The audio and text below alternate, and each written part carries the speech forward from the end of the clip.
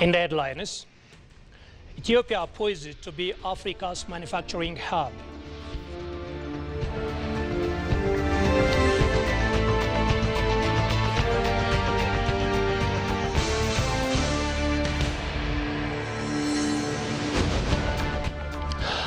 Hello and a very warm welcome to you. This is EBC World, the voice of Pan-Africanism, and I'm Sandayo Tamarat with the news. Stay tuned.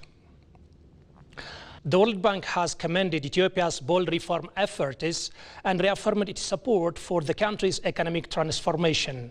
Following discussion is held on the sidelines of the 2025 IMF and World Bank spring meeting is in Washington, D.C.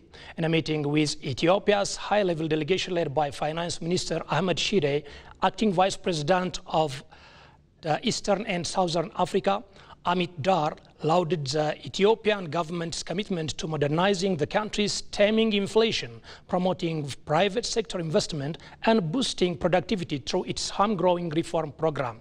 Dar affirmed the World Bank's commitment to supporting Ethiopia's path toward inclusive growth and sustainable development.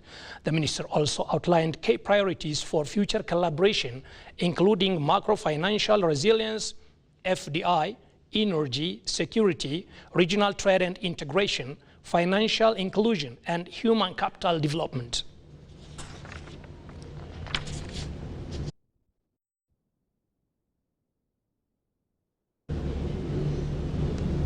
An Ethiopian delegation led by Ambassador Menelik Alemu, special policy advisor to the Minister of Foreign Affairs and chairman of Ethiopia's National BRICS Senior Officials Technical Committee, is participating in the second BRICS Sherpas South Sherpas meeting being held in Rio de Janeiro, Brazil.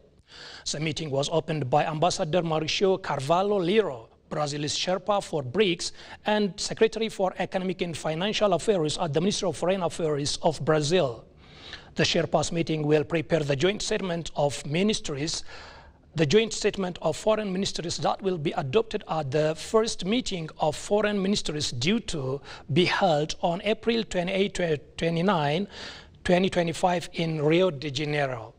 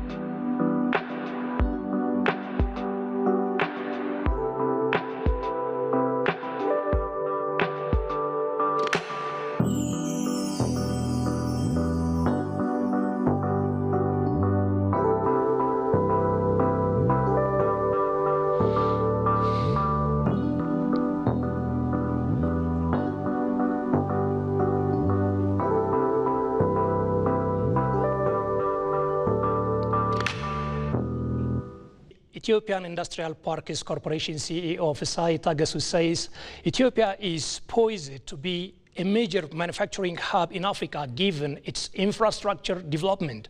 The CEO also hailed the recent macroeconomic reform policy as it plays key role in attracting more investment to generate more foreign exchange to the country. Shagai Matao has more on this. It has been almost a decade since Ethiopia introduced Industrial Parks Development Corporation. Since then, the country is on the right track to enhance the manufacturing sector despite bottlenecks persist. Out of 30 private and public industrial parks in the country, the Industrial Parks Development Corporation manages only 13 of them. Talking to Meet EBC, the Chief Executive Officer of the Industrial Parks Development Corporation, Fisai Tagasu, explained the challenges of establishing and integrating industrial parks. There was no experience, there was no skill in developing, building industrial parks and operating them. So it was an experience for Ethiopia. So first, these infrastructures were built by Chinese companies, and Hawassa for the first year was operated and managed by another company, foreign company. So first, to design and build such kinds of infrastructure was not easy, and also to operate them, to attract investment in those areas. So, but step by step, our boys and girls start to learn the skills, the knowledge, and they start to operate. So after a decade now, I'm confident that we have the skills, the knowledge to build and operate industrial parks. So at first it was not easy, but now we are I could say, one of the pioneers in operating and developing industrial parks across Africa. While logistics and suspension of AGOA are among the bottlenecks, Ethiopia is poised to be a manufacturing hub due to the convenient conditions created in the macroeconomic reform, the CEO said. The first is the macroeconomic issues. The forex regime was difficult.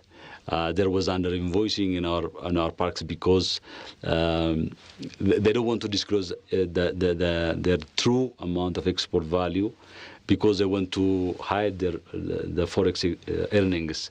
So the floating of the foreign exchange regime will promote more export now.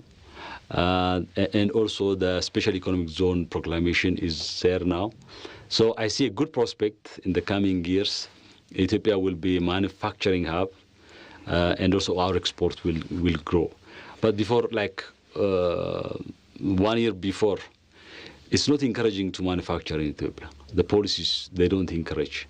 They encourage you to import because you have a good profit margin from importing rather than exporting. So it was a structural imbalance and problem. Now, once this thing is settled, we expect a lot of export growth from our industrial parks or from out of the industrial park. Reflecting on the high-level Ethiopian delegation visit to Vietnam, Itagasu said there is much to learn in the manufacturing sector from Hanoi. They positioned as a foreign direct investment destination in that area by looking at the global changes, geopolitical tensions, the tariff wars. So they attracted a lot of foreign direct investment. So we need to look at now, if you look at today, there is a trade war, tariff war between the USA and a lot of countries. The second is Vietnam became like a high-tech manufacturing hub, starting from light manufacturing. In the middle, it avoided heavy industries. So it's leapfrogged from light manufacturing to high-tech. So we usually, those who are in the policy-making area, we think in a kind of vertical, sequential, linear approach. First agriculture, then light manufacturing, then we say heavy industry, and to high-tech. A quick reminder of top stories. Ethiopia poised to be Africa's manufacturing hub.